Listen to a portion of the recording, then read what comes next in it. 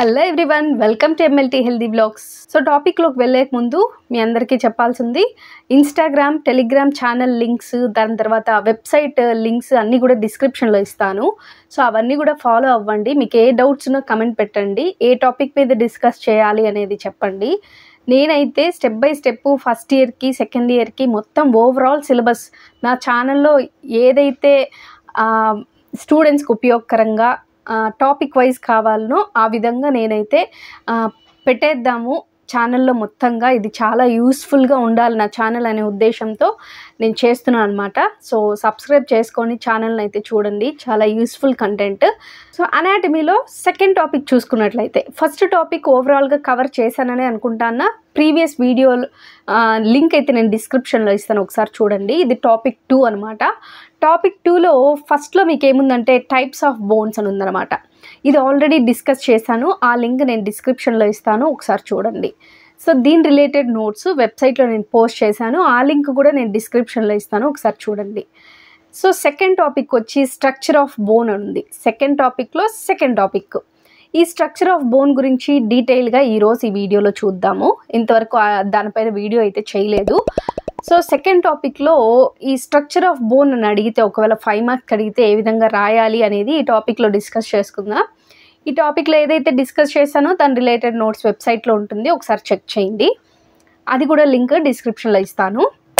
ఇప్పుడు వచ్చి structure of bone అని అడగగానే బోన్లో అసలు ఏమేమి కంటెంట్స్ ప్రజెంట్ అయింటాయి, బోన్ అసలు మనకి ఎందుకు యూజ్, మనము అనాటమీలో ఏంటంటే ఓన్లీ స్ట్రక్చర్ గురించే రాయాల్సి ఉంటుందా అని ఒక డౌట్ అయితే పెట్టుకోవద్దండి. అనాటమీలో దేని గురించి అడిగినా కూడా ఒక 2 ఫంక్షన్స్ 5 ఫంక్షన్స్ ఖచ్చితంగా రాయండి, యూజ్ అవుతుంది. అనాటమీలో మోస్ట్లీ ఎందుకు ఈ స్ట్రక్చర్ ఉంది అనే ఒక టాపిక్ రైజ్ అవుతుందన్నమాట కంపల్సరీ. అప్పుడు మనం ఫంక్షన్స్, ఈ యొక్క ఆర్గాన్ కానీ ఈ యొక్క ఇది కానీ దేనికోసం ఉంది, స్ట్రక్చర్స్ అన్ని దేనికోసం ఉంది అని ఒక ఫంక్షన్స్ అయితే కంపల్సరీ రాయాలి. సో ఇప్పుడు డిస్కస్ చేద్దాం. స్ట్రక్చర్ ఆఫ్ బోన్ అని అడగగానే బోన్లో ఏమేమి ఉంటాయని మనం చెప్పాల్సింది కాబట్టి, అసలు బోన్ అంటే ఏమో చెప్పాల్సింది కాబట్టి, బోన్ అనేది ఒక హార్డ్ టిష్యూ అనమాట. సో చాలా స్ట్రాంగ్గా ఉంటుంది. బోన్లో మనకి ఏంటంటే చాలా వరకు మినరల్స్ ప్రజెంట్ అయింటాయి. బోన్లో చాలా వరకు మనకి మినరల్స్లో ముఖ్యంగా కాల్షియం అనేది ఎక్కువగా ప్రజెంట్ అయి ఉంటుంది, ప్రోటీన్స్ ప్రజెంట్ అయి ఉంటాయి, టెండాన్స్ అటాచ్ అయ్యి ఉంటాయి. దాని తర్వాత కొల్లాజన్ అనే సబ్స్టాన్స్ బోన్లో ప్రజెంట్ అయి ఉంటుంది. ఇవంతా కూడా మీరు రాయాల్సి ఉంటుంది. సో బోన్ చాలా వరకు చాలా స్ట్రాంగ్గా ఉంటుంది కాబట్టి ఏదైనా ఒక స్ట్రాంగ్ కలిగినది, ఒక హార్డ్ టిష్యూ అనేది ఈజీగా బ్రేక్ అయ్యే ఛాన్సెస్ ఉంటుందన్నమాట. సో అట్లా ఈజీగా బ్రేక్ అవ్వకుండా ఉండడానికి కొల్లాజన్ అనే ఒక కంటెంట్ ఉంటుంది. ఆ కొల్లాజన్ వల్ల కొంచెం బోన్కి ఒక ఫ్లెక్సిబిలిటీ వస్తుందన్నమాట, ఈజీగా బ్రేక్ డౌన్ అవ్వకుండా ఉండడానికి. సో అందుకోసం ఉంది. సో ఈ బోన్ మోస్ట్లీ బోన్లో ఈ యొక్క టిష్యూలో సెల్స్ అనేవి ప్రజెంట్ అయింటాయి. Tissue is nothing but bone tissue అంటే బోన్లో something cells, group of cells present అయింటేనే వాటిని టిష్యూ అంటాం. సో ఈ యొక్క సెల్స్ ఏం చేస్తుందంటే బోన్ సెల్స్, ఈ బోన్ ఎప్పుడైతే తునిగిపోతుందో దాన్ని మళ్ళీ రిపేర్ చేయడానికి కానీ, బోన్ రాను రాను జీవితకాలం అంతా స్ట్రాంగ్గా ఉండడానికి, రీమోడల్ చేయడానికి, అండ్ బోన్ టిష్యూ అనేది పెరగడానికి, వీటన్నిటికి కూడా బోన్ సెల్స్ అనేవి, బోన్ టిష్యూ అనేది ముఖ్యంగా ఉపయోగపడుతుంది అనమాట. ఇంకా బోన్ యొక్క ఫంక్షన్స్ గురించి చూసుకున్నట్లయితే, ఈ యొక్క బోన్ సెల్స్ ఉండడం వల్ల ఈ యొక్క బోన్ అనేది మారుతూ ఉంటుంది. అంటే రీమోడలింగ్ కానీ, రిపేరింగ్ కానీ, దాని తర్వాత స్ట్రాంగ్నెస్ అంతా కూడా రాను రాను పెరుగుతూ ఉంటుంది బోన్ సెల్స్ వల్ల. సో బోన్ ఉండడం వల్ల మనకు ఒక షేప్ అనేది ప్రజెంట్ అయింది. ఒక బోన్ వల్లనే, బోన్ తర్వాత మజిల్స్ వల్ల బోన్ అయితే కదులుతుంది. బట్ మన ఓవరాల్ హ్యూమన్ బాడీకి ఒక స్ట్రక్చర్, ఒక ఫ్రేమ్ వర్క్ ఇచ్చేది బోన్ అనమాట. సో ఇక్కడ ఇంకొకటి, బోన్ ఏం చేస్తుందంటే మోస్ట్లీ ఎందుకు ప్రజెంట్ అయిందంటే చాలా వరకు ఇంటర్నల్ ఆర్గాన్స్ని కాపాడడానికి. ఇప్పుడు స్కల్లో, క్రేనియంలో లోపల బ్రెయిన్ ఉంది. సో చుట్టూ క్రేనియం అనేది ఉంది, ఇంటర్నల్ ఆర్గాన్ బ్రెయిన్ని కవర్ చేస్తూ ఉంది. సో ఇంటర్నల్ ఆర్గాన్ని ప్రొటెక్ట్ చేస్తూ ఉంది. ఇంకొకటి వచ్చి రిబ్స్ చూసుకుందాం. సో రిబ్స్ చెస్ట్ పార్ట్లో లోపల ఏమున్నాయి, లంగ్స్ ఉంది, హార్ట్ ఉంది. సో ఇక్కడ ఏం చేస్తుంది, రిబ్స్ అంతా బోన్స్ ఇంటర్నల్ ఆర్గాన్స్ని ప్రొటెక్ట్ చేస్తూ ఉంది. సో అందుకోసం ఇలాంటి ఫంక్షన్స్ చెప్పుకుంటూ పోతే ఒక 5 ఫంక్షన్స్ ఖచ్చితంగా రాయండి. దాని తర్వాత స్ట్రక్చర్ ఆఫ్ బోన్, ఇది డయాగ్రామ్ కంపల్సరీ వేయాల్సిందనమాట. సో డయాగ్రామ్ని చూపిస్తూ, డయాగ్రామ్ని వివరిస్తూ పార్ట్ బై పార్ట్ నేను ఇప్పుడు ఎక్స్ప్లెయిన్ చేస్తాను. సో చూడండి.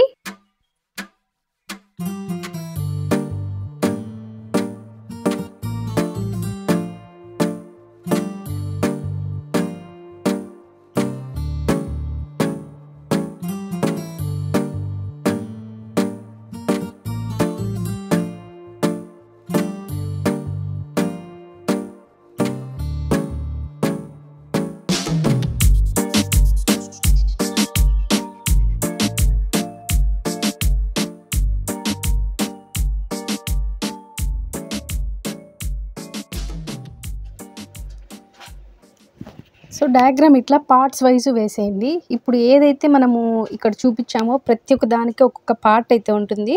ఆ పార్ట్స్ ప్రకారంగా నేర్చుకుందాం. ఫస్ట్ ఇక్కడైతే పొడవుగా ఉండే షాఫ్ట్ ఏదైతే ఉందో సో దాన్ని డయాఫైసిస్ అంటారనమాట. డయాఫైసిస్ అంటే ఒక హాలో ట్యూబులర్ షాఫ్ట్ అనమాట. So proximal and distal ends of the బోన్లో ఉంటుంది. ప్రాక్సిమల్ అంటే స్టార్టింగ్ అని, అంటే ఏదైతే సెంటర్కి దగ్గరగా ఉంటుందో దాన్ని ప్రాక్సిమల్ అంటాము. ఇదే కదా మనకు సెంటర్కి దగ్గరగా. ఇది వచ్చి నేను తీసుకున్నది ఫీమర్ బోన్ అనమాట. ఓకే, లాంగెస్ట్ బోన్లో మనం ఎగ్జాంపుల్గా ఫీమర్ బోన్ని తీసుకొని ఎక్స్ప్లెయిన్ చేస్తాం బోన్ని యాక్చువల్లీ. సో ఇది వచ్చి ప్రాక్సిమల్ ఎండ్ అంటాము, ఇది వచ్చి డిజిటల్ ఎండ్ అంటాం అనమాట. సో ఇదే కదా మిడిల్కి సెంటర్కి దగ్గరగా ఉంది, అండ్ ఇది away from the center or middle కాబట్టి ఇది ప్రాక్సిమల్, ఇది డిజిటల్ అవుతుంది. ఇక్కడ హాలో ట్యూబులర్ షాఫ్ట్ అంటే ఏమంటే, హాలో అంటే ఇది ఏదైతే పొడవుగా ఉందో అది ఒక హాలోగా ఉంటుంది, అంటే పైన మాత్రం ఇట్లా చూపిస్తుంది కానీ ఒక పైప్ లాగా, లోపలంతా కూడా ఒక ఎంటీ స్పేస్ అయితే ప్రజెంట్ అయ్యి ఉంటుందన్నమాట దీని లోపల. సో మనము ఎంటీ స్పేస్ అనుకున్నాం కదా, ఈ డయాఫైసిస్లో లోపల ఎంటీ స్పేస్ ఉంటుంది అని, దాన్ని మనం మెడుల్లరీ క్యావిటీ అంటాం. మెడుల్లరీ క్యావిటీ వచ్చి అడల్ట్స్లో బోన్ మ్యారో, ఎల్లో బోన్ మ్యారోతో ఫిల్ అయ్యి ఉంటుందన్నమాట. సో ఈ యొక్క అవుటర్ లేయర్స్ ఏదైతే ఉందో డయాఫైసిస్కి ఈ లోపల కాకుండా ఈ అవుటర్ లేయర్స్, అది వచ్చి కార్టికల్ బోన్ అని అంటామన్నమాట. కార్టికల్ బోన్ అనేది చాలా డెన్స్గా ఉంటుంది. ఇక్కడ ఏదైతే నేను చూపిస్తున్నానో అది కార్టికల్ బోన్, చాలా హార్డ్గా కాంపాక్ట్ బోన్ అని కూడా అంటాము. సో ఇది వచ్చి ఆసియస్ టిష్యూతో ఫామ్ అయ్యి ఉంటుంది. ఆసియస్ టిష్యూని ఇంకొక విధంగా బోన్ టిష్యూ అని కూడా అంటాం. సో దీంట్లో మొత్తంగా బోన్ సెల్స్ అయితే ప్రజెంట్ అయి ఉంటాయి. అవి బోన్ మ్యాట్రిక్స్ని ఫామ్ చేస్తూ ఉంటాయి అన్నమాట. సో మనం అనుకున్నాం కదా, ఇది ఏదైతే లాంగ్ షాఫ్ట్ ప్రజెంట్ అయి ఉంటుందో అది డయాఫైసిస్ అని అనుకున్నాం కదా, ఒక ట్యూబులర్ షాఫ్ట్. ఇక్కడ ఏదైతే ఉందో ఈ పైన ప్రాక్సిమల్ ఎండ్లో అండ్ డిజిటల్ ఎండ్లో ఏదైతే ఉందో దానిని ఎపిఫైసిస్ అంటాం. ఎపిఫైసిస్, ఇది ప్రాక్సిమల్ ఎపిఫైసిస్ అని, ఇది డిజిటల్ ఎపిఫైసిస్ అని అంటాం. ఓకే, అంటే డయాఫైసిస్కి ఇరువైపులా ఎపిఫైసిస్ అనేది ప్రజెంట్ అయి ఉంటుందన్నమాట. So between the diaphysis and epiphysis, ఈ డయాఫైసిస్కి ఎపిఫైసిస్కి మధ్యన మెటాఫైసిస్ అనేది ఉంటుంది.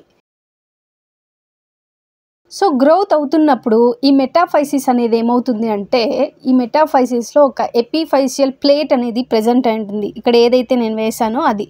సో ఆ ప్లేట్ ఏం చేస్తుందంటే బోన్ ఎలాంగేషన్ కోసం యూజ్ అవుతుంది అనమాట. ఈ ఎపిఫైషియల్ ప్లేట్ అనేది ఎపిఫైషియల్ లైన్గా అయిపోతుంది అనమాట ఎప్పుడైతే బోన్ గ్రోత్ అనేది స్టాప్ అయిందో. అంటే బోన్ గ్రోత్ ఎప్పుడు స్టాప్ అవుతుంది, 18 to 21 years వచ్చేసరికి బోన్ గ్రోత్ అనేది స్టాప్ అవుతుంది కదా. సో ఇక్కడే మెడుల్లరీ క్యావిటీ లోపల ఒక layer of bone cells present అయి ఉంటాయి. సో దాన్ని ఎండోస్టియం అంటాం.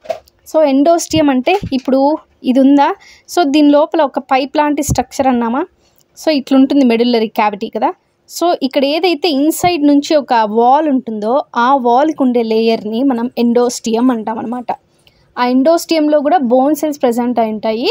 ఆ బోన్ని గ్రో చేయడానికి, బోన్ని రిపేర్ చేయడానికి, రీమోడల్ చేయడానికి త్రూఅవుట్ ద లైఫ్ ఈ యొక్క మెడుల్లరీ క్యావిటీ అయితే ప్రజెంట్ అయి ఉంటుందన్నమాట.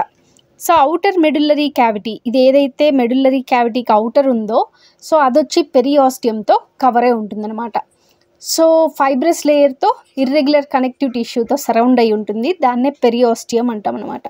సో ఇక్కడ లోపలగా ఉండేదాన్ని ఎండోస్టియం అంటాం. ఇటు లోపల నుంచి, బయట నుంచి ఏదైతే కవర్ అయి ఉందో ఈ బోన్కి దాన్ని పెరియాస్టియం అంటాం అనమాట. ఇవి 2 లేయర్స్. సో దీంట్లో మనకి మెయిన్గా సెల్స్ ప్రజెంట్ అయి ఉంటాయి అన్నమాట. ఓకే, ఈ పెరియాస్టియంలో blood cells, nerves, lymphatic vessels అన్నీ కూడా ఈ కాంపాక్ట్ బోన్ని, ఇదే కదా మనం కాంపాక్ట్ బోన్ అనుకున్నాం, ఈ కాంపాక్ట్ బోన్ని నరిష్ చేయడానికి ఆ సెల్స్ కానీ, నర్వ్స్ కానీ, లింఫాటిక్ వెజల్స్ కానీ అన్నీ ప్రెజెంట్ అయి ఉంటాయి అన్నమాట. సో ఈ యొక్క టెండాన్స్, లిగమెంట్స్ అన్నీ కూడా బోన్స్కి ఈ పెరియాస్టియం ద్వారానే అటాచ్ అయి ఉంటాయన్నమాట. పెరియాస్టియం అనేది covers the entire outer surface అనమాట. ఎక్సెప్ట్ ఎక్కడంటే ఎపిఫైసిస్ దగ్గర మాత్రం కాకుండా ఇక్కడ నుంచి ఏదైతే ఉందో కాంపాక్ట్ బోను, డయాఫైసిస్, ఇక్కడంతా కూడా పెరియాస్టియం అనే లేయర్తో కప్పై ఉంచడం జరుగుతుందన్నమాట. సో ఇక్కడ ఎందుకు లేదు అంటే ఇది ఇంకొక జాయింట్ని ఫామ్ చేసే చోటు కాబట్టి సో జాయింట్స్ దగ్గర పెరియాస్టియం అనేది ఉండదన్నమాట. సో ఈ యొక్క ఎపిఫైసిస్ దగ్గర ఒక ఆర్టికులర్ కార్టిలేజ్ అనేది ప్రజెంట్ అయి ఉంటుందన్నమాట. సో ఇక్కడ బోత్ ఎండ్స్లో మనం చూడొచ్చు ఆర్టికులర్ కార్టిలేజ్ అనేది. సో అదేంటంటే ఒక థిన్ లేయర్ ఆఫ్ హైలిన్ కార్టిలేజ్ అనమాట. కార్టిలేజెస్లో 3 టైప్స్ ఉంటాయి. అవి ఏమేమి అని చెప్పి నేను ఆల్రెడీ వీడియో చేసినట్లున్నాను. ఈ కార్టిలేజ్ అనేది, హైలిన్ కార్టిలేజ్ ఒక స్ట్రాంగ్ ఫిక్షన్ అయితే ఇస్తుందన్నమాట. సో ఇదే అండి. ఇప్పుడు మనకేమేమి ఇప్పుడు తెలిసిపోయింది. ఇక్కడ డాట్స్ ఏంటి అంటే ఇక్కడ స్పాంజీ బోన్ ఉంటుందన్నమాట. సో ఇది వచ్చి కాంపాక్ట్ బోను. ఇప్పుడు లోపల ఇన్నర్ లేయర్ వచ్చి ఎండోస్టియం, అవుటర్ లేయర్ మనకి ఏదైతే ఇక్కడ అవుటర్ లేయర్ ఉంటుందో అది వచ్చి పెరియాస్టియం. ఓకే, సో ఇది వచ్చి బ్లడ్ సప్లై చేయడానికి ఒక న్యూట్రియంట్ ఆర్టరీ అనేది ఉంటుంది. బోన్కి బ్లడ్ సప్లై చేసేది న్యూట్రియంట్ ఆర్టరీ. ఇది వచ్చి కార్టిలేజ్. సో ఇంత మట్టుకు మీరు గుర్తుపెట్టుకోండి, చాలా ఈజీగా ఉంది. సో ఇక్కడ కూడా మెటాఫైసిస్ ఉంటుంది. ఈ సింపుల్ టాపిక్ మీకు అర్థమైందని అనుకుంటాను. సో రాను ఇంకా ఫిజియాలజీ పైన, ఇంకా BSMLT second year, third year పైన కూడా వీడియోస్ అయితే చేస్తూ ఉంటాను. మీరు ఖచ్చితంగా ఛానల్ని అయితే సబ్స్క్రైబ్ చేసుకోండి. అండ్ నేను చేస్తున్న వీడియోస్కి ఒక లైక్ అయితే ఇవ్వండి. డెఫినెట్గా ఛానల్ అనేది ముందుకు పుష్ అయ్యి ఎవరైతే డిఎంఎల్టీ, ఎంఎల్టీ, బిఎస్ఎంఎల్టీ స్టూడెంట్స్ ఉన్నారో, ల్యాబ్ టెక్నీషియన్స్ ఉన్నారో వాళ్ళందరికీ కూడా యూస్ఫుల్ కంటెంట్ అయితే నా ఛానల్లో ఉంటుందన్నమాట. సో ఈ వీడియో మీకు ఇన్ఫర్మేటివ్గా ఉంది అనిపిస్తే ఖచ్చితంగా మీ ఫ్రెండ్స్కి, మీ సీనియర్స్కి, మీ జూనియర్స్కి షేర్ చేయండి. Thank you so much for watching and loving my channel. Bye.